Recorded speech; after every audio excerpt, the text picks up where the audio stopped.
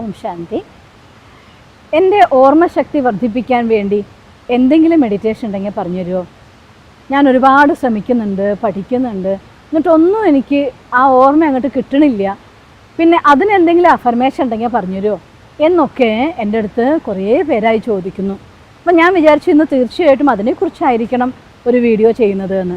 അതുകൊണ്ട് പഠിക്കുന്ന വിദ്യാർത്ഥികൾക്ക്, സ്കൂൾ സ്റ്റുഡൻസ് ആണെങ്കിലും അതല്ല ഒരു ജോലി കിട്ടാൻ വേണ്ടി PSC അറ്റൻഡ് ചെയ്ത് നല്ലൊരു ജോലിക്കാരനാവാൻ വേണ്ടിയുള്ളതായിരിക്കുന്ന മോഹത്തോടെ പഠിക്കുന്നതായിരിക്കുന്ന എൻ്റെ അനിയന്മാരോ അനിയത്തിമാരാണെങ്കിലും ജീവിതത്തിൽ കുറച്ച് കാലം അങ്ങ് മുന്നോട്ട് പോയിട്ട് കാര്യങ്ങളിലെ അധികത കൊണ്ട് മനസ്സിനുള്ളിലെ ഫയലുകളുടെ എണ്ണം കൂടുമ്പോൾ ആബ്സെൻറ്റ് മൈൻഡഡ്നെസ് എവിടെ വെച്ചു, എന്തു വെച്ചു എന്ന് എനിക്ക് ഓർക്കാൻ പറ്റുന്നില്ല എന്ന് പരാതി പറയുന്ന എൻ്റെ സഹോദരങ്ങൾക്കാണെങ്കിലും എനിക്ക് വയസ്സായതുകൊണ്ട് ഒന്നും ഓർത്തെടുക്കാനേ ആവുന്നില്ലല്ലോ എന്ന് പരാതി പറയുന്ന മുത്തശ്ശിമാർക്കാണെങ്കിലും ഞാൻ ആബാലവൃന്ദം ജനങ്ങൾക്ക് വേണ്ടി ഈ ഒരു പ്രോഗ്രാം ഇന്ന് അവതരിപ്പിക്കുകയാണ്. തീർച്ചയായിട്ടും ഇത് നിങ്ങളെ സഹായിക്കുന്ന എനിക്ക് ഉറപ്പാണ്. ഒരു കാര്യം ഞാൻ തുടക്കത്തിലേ പറയുകയാണ്, ഇതിൻ്റെ അവസാനത്തിൽ പറയുന്ന കമൻട്രി മെഡിറ്റേഷൻ നിങ്ങൾ കേൾക്കണം. അതുപ്രകാരം നിങ്ങൾ ചെയ്യുകയാണെങ്കിൽ നിങ്ങൾക്ക് ഓർമ്മശക്തി കൂട്ടാനായിട്ട് സാധിക്കുക തന്നെ ചെയ്യും. ഒരു കാര്യം നമുക്കറിയേണ്ടത്, എന്തുകൊണ്ടാണ് വിദ്യാർത്ഥികളാണെങ്കിൽ പഠിച്ചാൽ മറന്നു പോകുന്നത്? വിദ്യാർത്ഥികൾ പഠിക്കുന്നത് മറക്കുന്നതിൻ്റെ കാരണം അവരുടെ മനസ്സിലെ ഫയലുകളുടെ എണ്ണം കൂടിയിട്ടല്ല, അവർക്കുണ്ടാവുന്ന സ്ട്രെസ് കൊണ്ടാണ്. സ്ട്രെസ് പല കാരണങ്ങൾ കൊണ്ട്. ജോലിക്കാരാണെങ്കിൽ അവരുടെ കാര്യത്തിലെ പെർഫോമൻസിനെ കുറിച്ച് അഥവാ അവർക്ക് ചെയ്തു തീർക്കേണ്ടതായിരിക്കുന്ന കാര്യങ്ങളുടെ അധികതയെക്കുറിച്ചുള്ള സ്ട്രെസ് കൊണ്ടായിരിക്കാം. വാർദ്ധക്യം വരുന്ന ആളുകളെ സംബന്ധിച്ചിടത്തോളം ഫിസിക്കലിയും അതിനെ എഫക്റ്റ് ചെയ്യും. സാധാരണ നമ്മുടെ ബ്രെയിനിൻ്റെ ഉള്ളിൽ ഗോൾഡിൻ്റെ അളവ് കുറയും, കാൽഷ്യം ഡെപ്പോസിറ്റ്സ് അവിടെ വരാൻ തുടങ്ങും. അതുകൊണ്ടും നമ്മുടെ ഓർമ്മശക്തി കുറയാൻ തുടങ്ങും. ടെൻഷൻ ടു മച്ച് ആവുന്ന സമയത്ത് നമ്മുടെ ഉപബോധ മനസ്സ് നടക്കുന്ന സംഘർഷങ്ങൾ കൊണ്ടാണ് പലപ്പോഴും ആബ്സെൻറ്റ് മൈൻഡഡ്നെസ് അഥവാ എന്ത് എവിടെ വെച്ചു, ഞാനിവിടെ ഇപ്പോൾ ഓർത്തിട്ട് വെക്കണം വിചാരിച്ചേയുള്ളൂ, ഓർക്കാൻ പറ്റുന്നില്ല, ഇങ്ങനെയുള്ളതായിട്ടുള്ള സാഹചര്യങ്ങളൊക്കെ വരാൻ കാരണം ഓരോരുത്തരെ സ്ട്രെസ്സിൻ്റെ ഓരോ തലങ്ങളിൽ അത് അനുഭവിക്കുന്നു എന്നുള്ളത് കൊണ്ടാണ്. അമ്മമാർ പറയാറുണ്ട്, ഗ്യാസ് ഓണാക്കിയിട്ട് ഓഫ് ചെയ്യാൻ മറന്നുപോയി, അടുപ്പത്ത് വെച്ച സാധനം മറന്നുപോയി, കരിഞ്ഞുപോയി. ഇങ്ങനെ നിങ്ങൾക്ക് നിങ്ങൾ ചെയ്യുന്ന കർമ്മത്തെക്കുറിച്ചുള്ള ഒരു അവെയർനെസ്സിൽ ചെയ്യാൻ സാധിക്കുന്നില്ല എങ്കിൽ അതിൻ്റെയും വേറൊരു കാരണം നമ്മൾ അനുഭവിക്കുന്ന സ്ട്രെസ്സാണ്.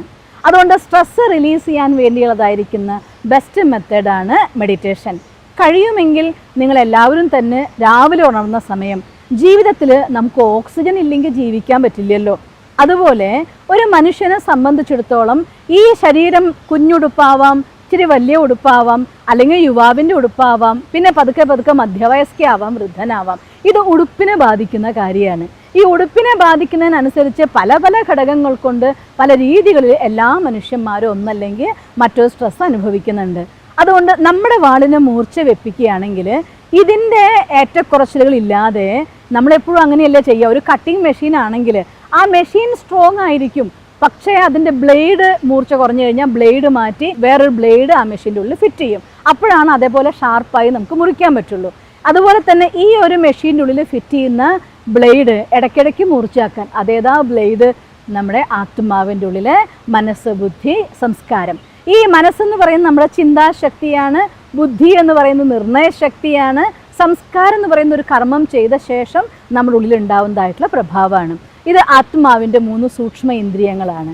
ഈ ഇന്ദ്രിയങ്ങൾ ഇടയ്ക്കിടയ്ക്ക് അതിൻ്റെ കർമ്മം ചെയ്ത് റെക്കോർഡായി പോയ ഫയൽ കൊണ്ട് മൂർച്ച കുറയുമ്പോഴാണ് ഈ ഓർമ്മശക്തി നമുക്ക് കുറയുന്നത്. അഥവാ സ്ട്രെസ്സിന് അനുഭവമാവുന്ന സമയത്ത് അതിൻ്റെ പല്ലുകളിലെ ഷാർപ്പ്നെസ് തന്നെത്താൻ പോവും. അതുകൊണ്ടാണ് നിങ്ങൾക്ക് വേണ്ട രീതിയിൽ മുറിക്കാനായിട്ട് പറ്റാത്തത്, വേണ്ട രീതിയിൽ നിങ്ങളുടെ കാര്യങ്ങളെ പെർഫോം ചെയ്യാൻ പറ്റാത്തൊരവസ്ഥ ഉണ്ടാവുന്നത്. ഇങ്ങനെയൊക്കെ ഉണ്ടാവുമ്പോൾ ചെയ്യാനുള്ള മെഡിറ്റേഷനാണ് ഞാൻ ആദ്യമേ പറയുകയാണ്. അരമണിക്കൂർ സമയം രാവിലെ എഴുന്നേറ്റ് മെഡിറ്റേഷന് വേണ്ടി ഉപയോഗിക്കാമെങ്കിൽ ജീവിതത്തിൽ ആരോഗ്യം, ധനം, ജനം, ഒപ്പം മനസ്സ് ശക്തിശാലിയാക്കാൻ, ജനം അഥവാ സംബന്ധ സമ്പർക്കത്തിൽ ബന്ധുമിത്രാദികളോട് നിങ്ങൾ ഇടപഴകുന്നവരോടൊക്കെ നല്ല പെരുമാറ്റം കാഴ്ചവെക്കാൻ, ആരോഗ്യത്തെ നന്നായി കൊണ്ടു നടക്കാൻ, ശക്തിശാലിയായിട്ടൊരു മനസ്സിൻ്റെ ഉടമയാവാൻ നിങ്ങളെ സഹായിക്കുന്ന ഒരു മാജിക്കാണ് മെഡിറ്റേഷൻ. ഏതെങ്കിലും രീതിയിൽ മെഡിറ്റേഷൻ നിങ്ങളൊക്കെ സ്വന്തമാക്കണം എന്നാണ് എൻ്റെ റിക്വസ്റ്റ്. ഇനി മെഡിറ്റേഷനിലും നമ്മൾ എങ്ങനെ ചെയ്യണം? ഇനി നിങ്ങൾക്ക് അവിടെ ഒന്നും പോയി പഠിക്കാൻ പറ്റില്ലെങ്കിൽ ഒരുപാട് ഇന്നത്തെ ലോകത്ത് ഇതുപോലെ ചാനലിലൂടെ നിങ്ങൾക്ക് ട്രെയിനിങ് കിട്ടുന്നുണ്ട്. അതെങ്കിലും സ്വന്താക്കണം. കുറച്ച് സമയം നമ്മുടെ മൂർച്ച വെപ്പിക്കാൻ, ബ്ലേഡ് ഷാർപ്പാക്കാൻ, നമ്മുടെ മനസ്സിനെ ശാന്തമാക്കാൻ, ബുദ്ധിയെ ഷാർപ്പാക്കാൻ വേണ്ടി ഉപയോഗിക്കേണ്ടതാണ്. മെഡിറ്റേഷൻ നിങ്ങൾ ചെയ്യുമ്പോൾ ഇനി മറ്റൊന്നും അറിയാത്തവർ നമ്മൾ രാജയോഗ മെഡിറ്റേഷനെ കുറിച്ച്, ശക്തിശാലിയായിരിക്കുന്ന ധ്യാനത്തിനെ കുറിച്ചൊക്കെ ഈ ചാനലിൽ തന്നെ പ്രോഗ്രാംസ് ഇട്ടിട്ടുണ്ട്.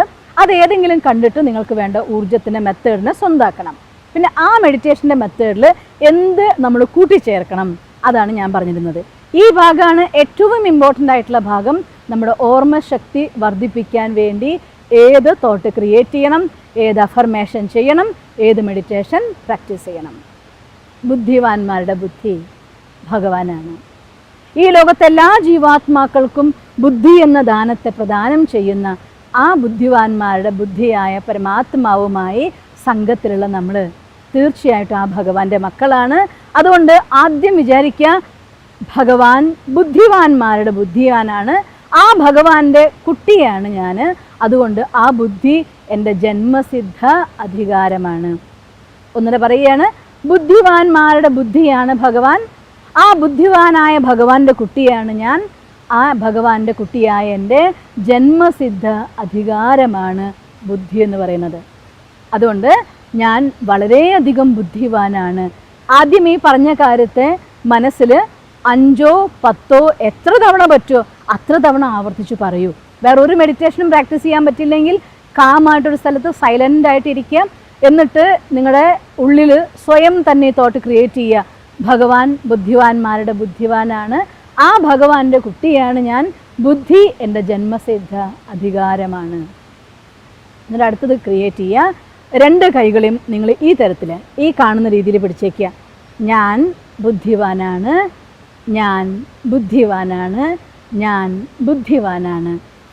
കൈ രണ്ടും കൂട്ടിത്തിരുമ്പോൾ അത് കഴിഞ്ഞ ശേഷം നിങ്ങളുടെ തലയിൽ ഇങ്ങനെ കൈകളെ വെച്ചുകൊണ്ട് തോട്ട് ക്രിയേറ്റ് ചെയ്യുക. ഞാൻ ബുദ്ധിവാനാണ്, ഞാൻ ബുദ്ധിവാനാണ്, ഞാൻ ബുദ്ധിവാനാണ്. ആത്മാവായ എൻ്റെ സഹയോഗിയാണ് നീ ബ്രെയിൻ, നീ എൻ്റെ കൂടെ എപ്പോഴും നന്നായി പ്രവർത്തിക്കണം.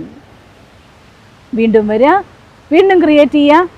ഞാൻ ബുദ്ധിവാനാണ്, ഞാൻ ബുദ്ധിവാനാണ്, ഞാൻ ബുദ്ധിവാനാണ്. കൈകളെ കൂട്ടിത്തിരുമ്പോൾ വീണ്ടും തലയിൽ വയ്ക്കുക, റിപ്പീറ്റ് ചെയ്യുക. ഈ രീതിയിൽ 7 തവണ ഒരു പ്രാവശ്യം രാവിലെ എണീക്കുമ്പോൾ, പകൽ എപ്പോഴെങ്കിലും ഒരു സമയത്ത്, രാത്രി ഉറങ്ങും മുന്നേ. ഈ തോട്ട് എന്നെക്കൊണ്ടൊരു ബുദ്ധിയില്ല, എന്നെക്കൊണ്ടൊന്നും ചെയ്യാൻ പറ്റില്ല, എന്നെക്കൊണ്ടൊന്നും ചെയ്യാൻ പറ്റില്ല, എനിക്ക് അത്രയേ ബുദ്ധിയുള്ളൂ, അയ്യോ എന്നെക്കൊണ്ട് ഇങ്ങനെ ആയിപ്പോയി എന്ന് വിചാരിക്കരുത്. നിങ്ങളുടെ ബുദ്ധി ഷാർപ്പാവും തോറും മനസ്സിൻ്റെ മേലെ കൺട്രോളിങ് ഏറ്റെടുക്കാൻ അതിന് സാധിക്കും. നിങ്ങളുടെ മനസ്സിലെ ചിന്തകളെ നിയന്ത്രിക്കാൻ അതിന് സാധിക്കും. ഓർമ്മശക്തിയെ ഡെവലപ്പ് ചെയ്യാൻ നിങ്ങൾക്ക് സാധിക്കും. ഈ ഒരു പ്രാക്ടീസ് ചെയ്യുമ്പോൾ സപ്പോസ് നമ്മുടെ ബ്രെയിനിൻ്റെ ഉള്ളിൽ കാൽഷ്യം ഡെപ്പോസിറ്റ്സ് ഉണ്ട് എങ്കിൽ, ഏജ്ഡ് ആയിക്കൊണ്ട് നിങ്ങൾക്ക് ഓർമ്മ പോയതാണെങ്കിൽ, ഈ ഒരു തോട്ട് എനർജി നമ്മുടെ ബ്രെയിനിനെ ക്ലീൻ ചെയ്യും. അവിടുത്തെ ഗോൾഡിൻ്റെ അളവ് കൂട്ടും, കാൽഷ്യം ഡെപ്പോസിറ്റ്സിനെ മെൽറ്റ് ചെയ്യും. തീർച്ചയായിട്ടും നമ്മുടെ ഓർമ്മശക്തിയെ വർദ്ധിപ്പിക്കാൻ നിങ്ങൾക്ക് സാധിക്കും. അതുകൊണ്ട് ഏതൊരാളും ഈ ഒരു പ്രാക്ടീസിലൂടെ നമ്മൾ കൊടുക്കുന്നതായിരിക്കുന്ന ഊർജം ഒന്നാണ്. നോക്കൂ, നമ്മൾ ഇലക്ട്രിസിറ്റി ഉപയോഗിച്ചിട്ട് വേണമെങ്കിൽ ഫാനാക്കുന്നു, അല്ലെങ്കിൽ നമ്മൾ അതിനെ ലൈറ്റാക്കുന്നു, അതല്ലെങ്കിൽ അതിനെ AC ആക്കുന്നു, എന്തും ആക്കുന്നില്ലേ? അതുപോലെ ഈ ഊർജത്തെ നിങ്ങൾ സ്വീകരിച്ചു കൊണ്ട് ചെയ്യുകയാണെങ്കിൽ ഏത് ഫീൽഡിലും നിങ്ങൾക്കിതിനെ അപ്ലൈ ചെയ്യാൻ സാധിക്കും. അങ്ങനെ നിങ്ങൾക്കാവട്ടെ എന്ന് ഞാൻ പ്രാർത്ഥിക്കുന്നു. ഓം ശാന്തി.